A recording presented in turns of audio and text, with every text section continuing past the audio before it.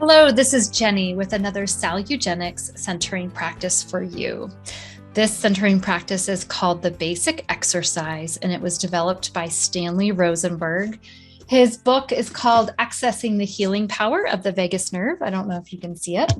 There we go. Maybe you can see that. And he developed this exercise as a self-help way for us to support our ventral vagus nerve and the parasympathetic state of our nervous system without necessarily having to go see a practitioner. What he has determined is that our upper two cervical vertebrae, C1 and C2, are often not aligned well, especially if we have negative thoughts, negative emotions, if we've had some kind of physical trauma, emotional trauma, biotoxin or chemical assaults. There are a variety of things that can take this joint, the C1 and C2, out of alignment. And it can come and go. It can come back in alignment, and then it can leave again when we have a negative thought.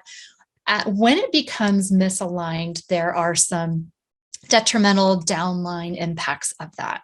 So what happens is then there's pressure on our vertebral artery. So we don't get enough blood flow to our prefrontal cortex. Prefrontal cortex is executive functioning and critical thinking. We want this to be online, especially if we may have a little bit of brain fog, especially if we may be struggling with some limbic system impairment.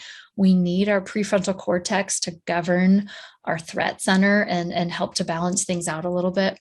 So if we're not getting enough blood supply to our prefrontal cortex, then that is really critical. Also, our vagus nerve goes through the jugular foramen. And when these two vertebrae are out of whack, it can pinch our vagus nerve and some of the other cranial nerves that are associated with it.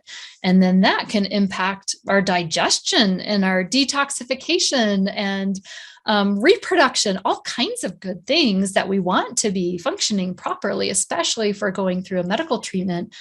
But if we have some tightness in our muscles in the back, or if we have some negative thoughts or traumas that are causing these two little vertebrae to get out of whack, we could really be butting up against a wall with all of our attempts. So this is an exercise that he developed that can't really hurt. I guess you should probably check with your doctor if you have an unstable C1 and C2, if you have an issue with your brain stem, such as Arnold-Chiari malformation. You might want to check with your doctor before doing anything that could impact that, but this is very gentle and considered safe for everybody. And so what we're actually going to do is we're going to be using our eyes, and I'm not going to get into why, but it has to do with how our eyes actually cause a slight contraction of our suboccipital muscles in the back of our neck, which then helps to pull our bones in certain directions. But we're going to be using our eyes to change our neck, to change the rest of our body, and to change our emotions. So super cool. So what I'm going to have you do is first just start with an assessment. So I want you to turn your head all the way to the right and notice how it feels and any restrictions, pain. Notice how far you can go. Come back to the center and then go to the left and notice how that feels. Any restrictions, pain. Maybe try it again on the right. Make a good mental note. You can even rate it. Say, I have maybe a level 4 pain, or I feel I can go maybe 160 degrees, or you can just kind of make a mental note. So this is our baseline. And then what we're going to do is we're going to do the eye exercise. I'm going to do it sitting up, and I'm going to invite you to lie down on your back. And you can lie down anywhere. It can be on a bed, on the floor. Just maybe prop your knees up so that you're comfortable. And what you're going to do is interlace your fingers and put them behind your head. If you've got a sore shoulder and can only do one, that's okay. Ideally, we'd have two. And you're just going to let the weight of your cranium, your skull, just kind of rest into your finger bones.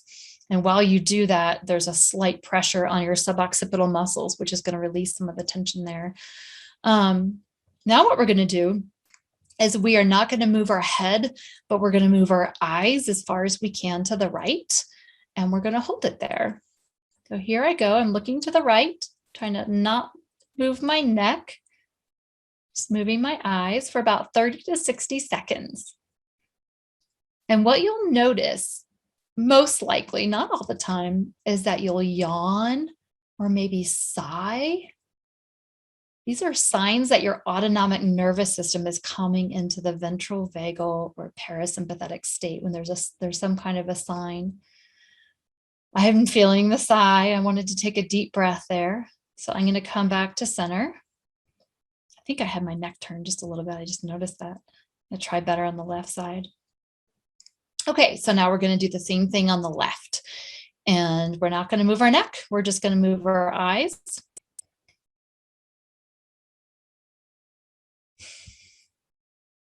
How far can you go? Feels a little bit funny. Try to keep your eyes over as far as you can.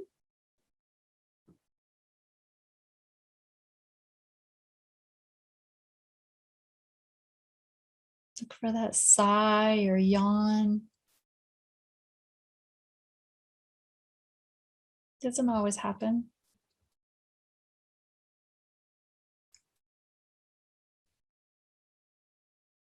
Ooh, okay, I'm going to come back. I felt a sigh. I think I had my neck turned a little bit too. So try not to turn your neck. I think I had mine turned just a little bit.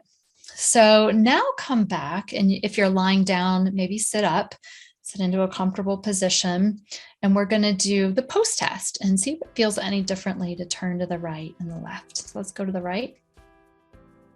Oh yeah.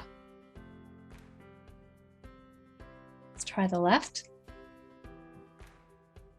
I notice a little bit less of an improvement there. I still feel kind of tight and a little sore.